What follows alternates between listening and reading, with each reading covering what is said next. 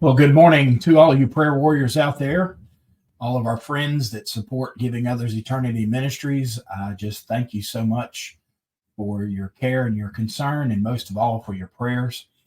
I'm coming to give you a quick update today about what's going on with our ministry and just share with you just a few things from our Mardi Gras outreach.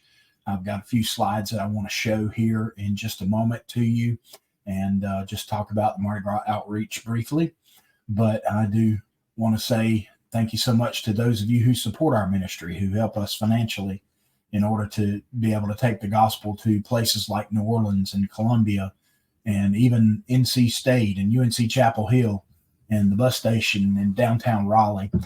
We couldn't do it without you guys. So thank you so much for everything that you're doing to help us share the gospel with those who need Christ.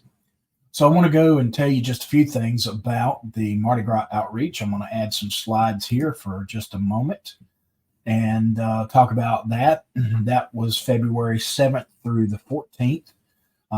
We flew out early morning out of Raleigh, Durham, myself and Pat McClanahan and Joe Toy, and we joined a team of men down in New Orleans. We came in just a little bit early in order to kind of get our bearings and even get out on the street a little bit earlier than the actual outreach start. The way the schedule works is Thursday evening, we come together at 7 o'clock. We have a time of worship. We have a time of prayer. We have a time of just kind of housekeeping, so to speak, where we talk about the things that are going to happen during the day on the outreach. And then Friday morning, we're up again early, 7:30 for prayer.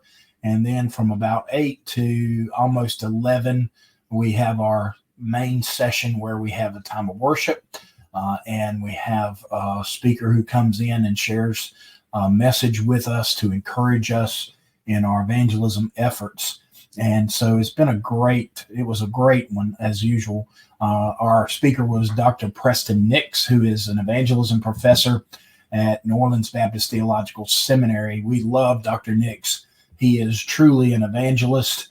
Even though he's a professor, he takes his students out every week to share the gospel, not necessarily in the French Quarter, but in some of the neighborhoods that are around the area, including East New Orleans, which is one of the high crime areas there in New Orleans.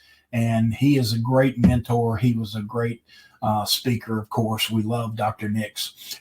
So once we finish up with that, we gather our stuff up and we head to the French Quarter for our day of witness. And we'll go out in the afternoon.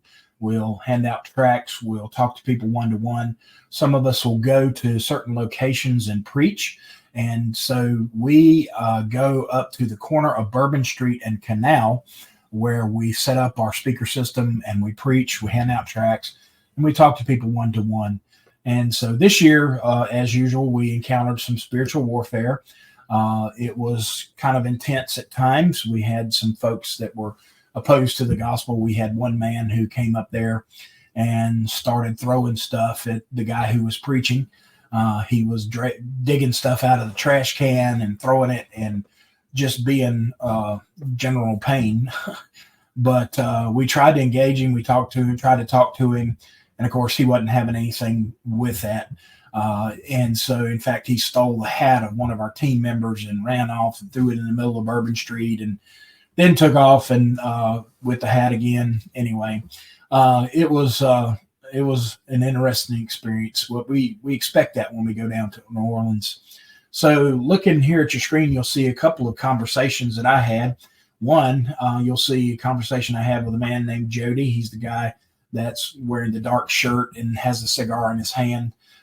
He come and stood in front of Mark Johnson, who was preaching at the time, and he listened intently. And so I went over to him and handed him a gospel tract and engaged him in conversation, asked him if he was a believer, and he said yes. He told us he loved the preaching of the word. And so I asked him rather frankly, I said, well, let me ask you this. His name was Jody. I said, Jody, if I were to come up to you today and someone had stabbed me in the back with a knife, I had 2 minutes to live, tell me how to be saved. And he kind of thought for just a second, took another puff on his cigar, and he came back with a fairly good answer. of course, faith in Jesus Christ. And so we talked about that for a little bit. And then he started asking some questions that were a little bit off.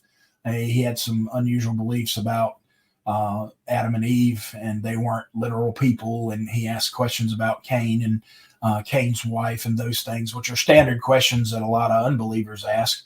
But anyway, so I addressed each one of those issues. We talked about how sin had affected all of creation, which he didn't believe that. But then I showed him in the scripture where it talks about that in the book of Romans, chapter 8, where Paul talks about how sin had corrupted all of creation, and creation waited for the redemption that was also for the sons of men. So anyway, we had a great conversation there, and I asked him finally, I said, well, let me ask you, Jody. I said, if you were to die today, would you go to heaven? He says, well, I'm not sure. I'd probably not go because of the way I'm living my life. So pray for him. He had all the right answers, like some Christians do, but it didn't necessarily mean that he had a right relationship with God.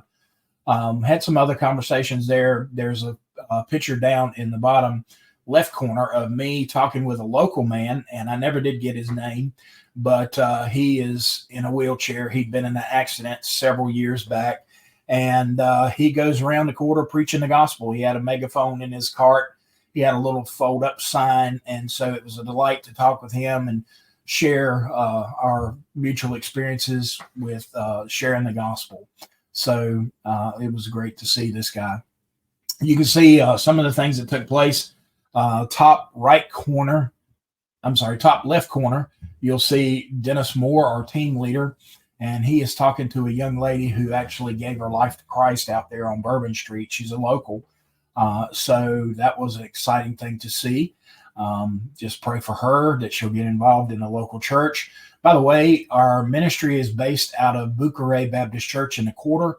They have been so good to us through the years to provide us a place of rest, a place to store our materials. And so pray for Bucharest and Pastor Alex as they minister to people there year round in the French Quarter. They do a lot of ministry to the homeless people. Then you see a couple more pictures preaching. You see Dennis preaching in the larger picture, myself preaching in the bottom one. So statistically, here's what happened. We had 25 team members who came. One person had to drop out right there to last. But 42,000 gospel tracts were distributed. It's amazing to see how many get out during those days of outreach. So we had 8 people who repented of their sins and put their faith and trust in Jesus Christ. And our team leader follows up on them. Okay, so we're not just leaving them out there, not just leading them in a sinner's prayer to lead them in a sinner's prayer. We have discernment when we do these things. We had one rededication, and then we had one of those people who trusted Christ to reach back out to us immediately to request discipleship materials. So that's exciting. Much for all that you're doing. Let me get out of the slide thing here. How am I going to do that? My goodness. Oh, there it is. I'm still learning this software, guys. So, but you guys really have helped us in so many ways by praying for us, and we felt your prayers down there. We had another incident with a man who didn't like the preaching of the word, and he was standing there near our location, and he was telling us to shut the blank up and all this kind of stuff. And finally, my friend Joe had to go and stand between him and the preacher because he was threatening to attack the preacher. And then I came over, and then Dennis came over. So we had a wall of folks who were just waiting to make sure that this guy didn't attack the preacher. We didn't try to attack him, but we just stood there in defense. And finally, I had to call 911 because this guy was just still belligerent, still after an hour trying to get to the preacher. So that just goes with the territory. You're involved in a spiritual war out there on the streets, and especially in New Orleans during Mardi Gras. So that's our Mardi Gras outreach. Looking forward to next year as we go back as well. So thanks for your prayers. Just telling you about a few things that are coming up. Of course, we're engaging in our local ministry. I was at NC State on Tuesday. I was at the bus station yesterday, and we're sharing the gospel. Next Thursday at UNC Chapel Hill, they actually have a big prayer rally that's been scheduled. So our plan is to go there about lunchtime and to preach on the campus during the day, then stop and get something to eat, and then go to the prayer rally. Some of the students there have encouraged us to come. We have students on that campus that have started preaching. And this was something that God did. It's nothing that we pressured them into, but they began that. And so there's a solid remnant there, and we need to pray for them. Coming up with the Columbia trip that is scheduled for April 18th through the 27th. Be in prayer for wisdom and discernment there. We had hoped that Penny was going to be able to go, but it's kind of up in the air right now about whether she will be able to. But we are going to do ministry in schools again, churches, and be in prayer for my translator, Pastor Justin, that I work with down there, because his wife just recently had a heart attack and she's only 31 years old. So pray that they'll be able to figure out what's going on there. In order to raise that support for that ministry, we've got to have $4,300, I believe it is.